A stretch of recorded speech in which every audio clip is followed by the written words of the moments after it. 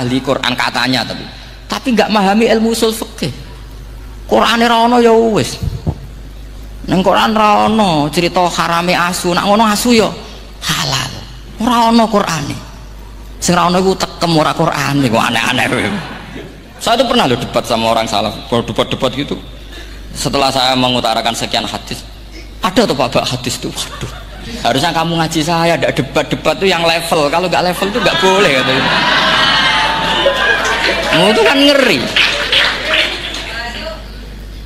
Makanya ini penting ya, kalau sampean tanya ingin jadi alim tafsir ya harus hafal Quran semua. Nah, kalau tidak mungkin yang nunggu orang semua mati baru Anda jadi ahli tafsir, karena tidak ada musuhnya.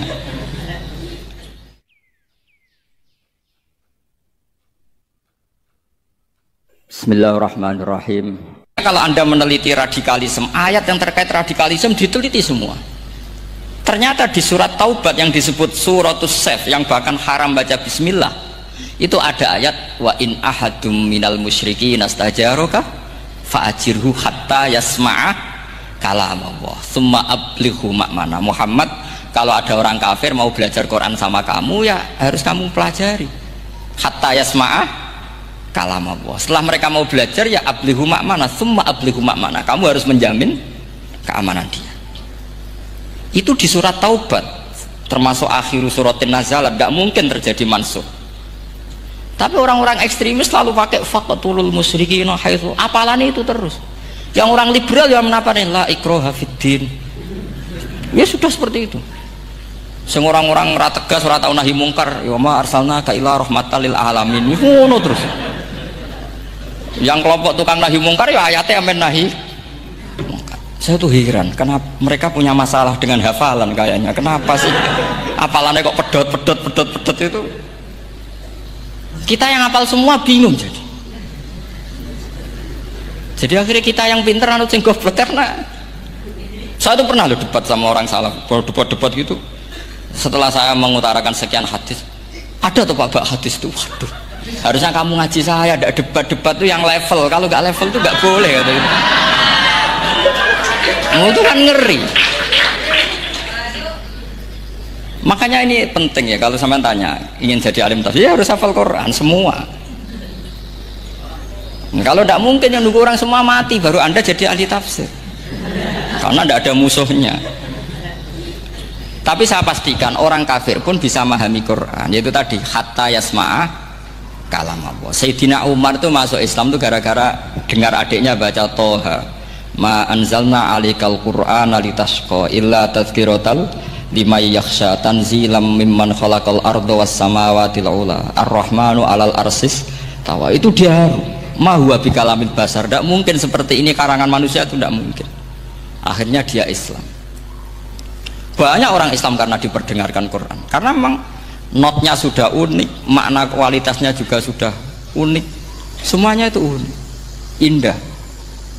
Sampai sekarang pun orang kafir itu orang paling tahu Quran.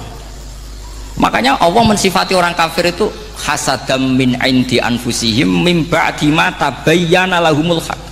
Sekarang sama saya tanya, orang sing tabayyana lahumul haq itu orang paham apa orang tidak paham?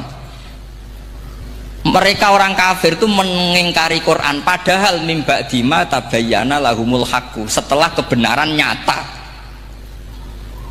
bagi mereka. Nyata bagi mereka artinya orang kafir paham apa tidak paham? Paham. Cuma mereka punya penyakit hasadam min indianus. Mereka juga kalau ada ayat tentang ahkam yang memberatkan, mereka bilang i'ti bi Qur'anin ghairi hada au badil. Muhammad harusnya jangan tema itu yang diangkat, bu, cari Quran yang lain yang enggak tema itu.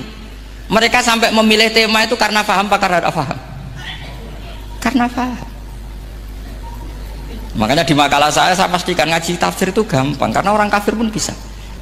Itu diterjemah kemenang tuh jangan mengangkat kawan orang Islam, bukan ngangkat pemimpin.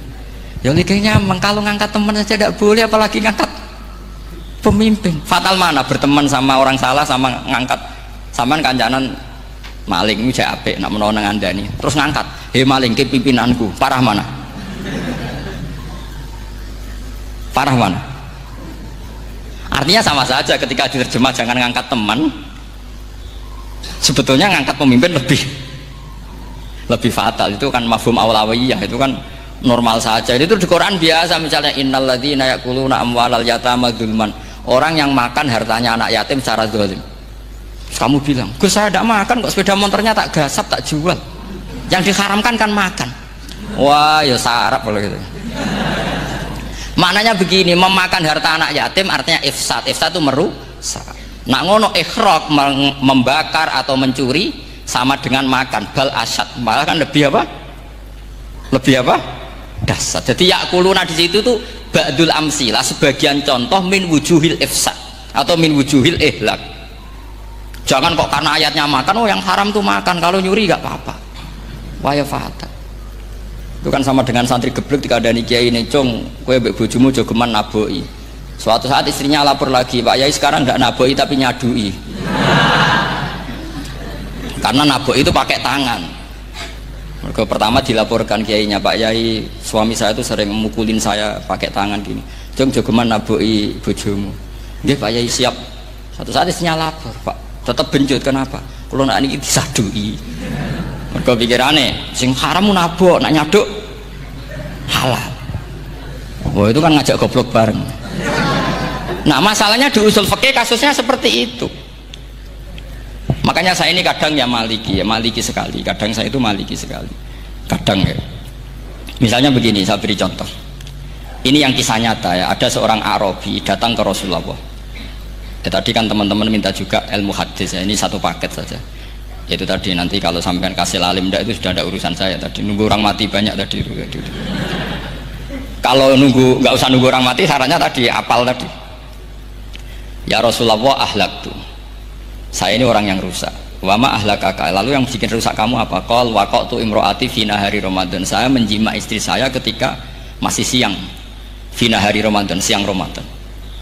Walhasil Nabi tidak menyuruh hanya kodok, tapi menyuruh kafaroh. Kafarohnya itu merdekakan budak atau memberi makan 60 orang miskin atau puasa berapa? Puasa 60 hari. Atau urut merdekakan budak atau puasa 60 hari atau memberi makan sittina miskin. Oke, kita sepakat. Sepakat ya, hadis itu sahih dan diulang-ulang oleh Ashabus Sunan. Oke, riwayatnya nggak masalah. Sekarang kita analisis maknanya. Sekarang sampean saya tanya. Kalau anda misalnya sekarang jam berapa ini? Misalnya sekarang jam 9 kurang seperempat Ramadan, terus anda rokok atau anda ngopi, kepengen ngopi terus ngopi tanpa udzrin syar'iyyin, anda hanya wajib qadha apa bayar kafarah? Ndak sampean jawab. Rata-rata kiai kita, oh mau wajib qadha Gus karena gak jima. Sing seru kafarah itu nak jima. Kan ngombe kopi be jima beda. Pertanyaannya tuh lucu, ini naif secara fikih masalahnya begini. Jima bojo itu tidak zina. Jima bojo itu zina apa enggak? Enggak. Berarti dengan makan bedanya apa? Sama kan? Sama-sama amrun mubah. Sesuatu yang boleh. Kenapa hukumannya berat? Makanya kata Imam Malik, enggak itu nilainya. Nilainya adalah hadku hurmati Ramadan bi ghairi udzrin syar'iyyin. Makanya kata Imam Malik, siapapun yang makan fina hari Ramadan, iftar apapun fina hari Ramadan bi ghairi udzrin syar'iyyin, maka hukumnya sama dengan jima fina hari Ramadan. Karena sama-sama ihlak ifsad hurmata Ramadan bi ghairi udzrin syar'iyyin. Loh enggak, ini ilmiah. Kamu udah harus cocok, tapi otak kamu harus percaya. Loh iya kan beda kan? Saya secara nafsu tidak cocok, cek berarti. Tapi ilmiah saya setuju. Kalau kiai kandani itu kan pasti pakai badul amsilah, kan nggak mungkin semua contoh disebut. Cong penak melaku jogeman delok wedok itu mari setan. Mboten delok Mbah, nyekel lu malah parah tuh. Nggak bisa. Makanya ini masalahnya lafat. Ini kembali ke Imam Syafi'i bilisanin Arabiyyim mubin. Ketika seorang kiai bilang cung jogeman delok cawe itu adalah mengungkapkan al muharramat, bukan mentaksis yang haram itu hanya melihat. Saya ulang lagi ya, ketika seorang kiai bilang cung jogeman delok wedok sing haram, itu semangatnya adalah melawan keharaman, bukan mentaksis yang haram hanya delok. Itu di Quran normal semua, di semua lugat ya biasa. Itu kan sama seperti misalnya seorang bang ngasih uang cucunya, "Jong, tak kayak duit 100.000. Jong gue tuku es." Terus kue mendingan, "Nak ragu tuku es haram iki kan ngongkone tuku es." Lah kepen putumu mati kan nyeben 100.000 gue tuku es. Ya mulai dulu istilahnya nak bangke ke ibu tuh, "Jong 100.000 gue tuku es." Cara wong kuno. Nah, maksudnya itu pokoknya umumnya cak cilik senane es cuma nyebut. Ya sudah seperti itu. Sama seperti Quran menghentikan begini. Ini memang salate yang fikih dulu, yang pokok-pokok. Di antara yang enggak boleh dikawin adalah wa antajma'u bainal ukhtaini illa ma qad salaf. Kamu tidak boleh menikahi Sri dan Zainab, kakak beradik. Sudah sepakat nggih? Fi nikahin wahid nggak boleh al jam'u bainal ukhtain. Jadi mbaknya kamu kawin, adiknya kamu kawin, fi nikahin wahid. Tapi nak ngeduni boleh, berarti kan dengan waktu yang berbeda. Quran hanya menyebut itu. Kemudian Rasulullah zaman Sugeng itu hanya nambahi wala bainal mar'ati wa ammatiha wala bainal mar'ati wa kholatiha. Juga nggak boleh menikahi ponaan plus buliknya. Baik bulik dari bapak yaitu ammah maupun bulik dari ibu disebut apa? Kholah. Kemudian ulama fikih merasa ada yang kurang, ditambahi lagi. Dua perempuan yang andekan yang satu itu lelaki kok haram nikah, berarti haram jam'u fi nikahin wahid. Misalnya cucu Rabibahnya boleh enggak? Enggak boleh kan? Berarti kalau sampai mengumpulkan cucu dan mbahnya fi nikahin wahid juga enggak boleh. Tapi orang yang waras itu tidak akan nyalahkan Quran ketika tidak lengkap. Wa antajma'u bainal ukhtain ila ma qad salaf. Ini tidak lengkap. Yang haram kan tidak hanya jam'u bainal ukhtain, termasuk mengumpulkan cucu dan mbahnya. Karena Quran nggak mau dengan logika tidak waras itu, tidak mau. Makanya Quran hanya bakas wa antajma'u bainal ukhtain, karena yang mungkin masih menggugah selera itu dua.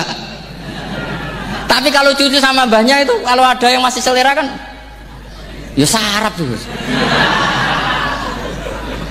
Tapi fikih sebagai kaidah tetap menerangkan termasuk yang haram jam'u adalah bainal mar'ati wajad datiha.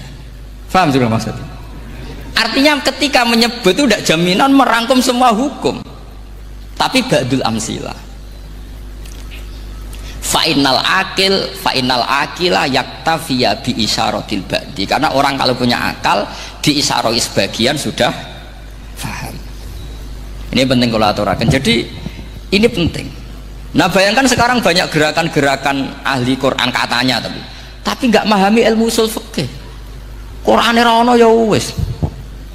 Nang Quran ra ono cerita harame asu, nak ngono asu ya halal. Ora ono Qurane. Sing ra ono iku tekem ora Qurane, kok aneh-aneh.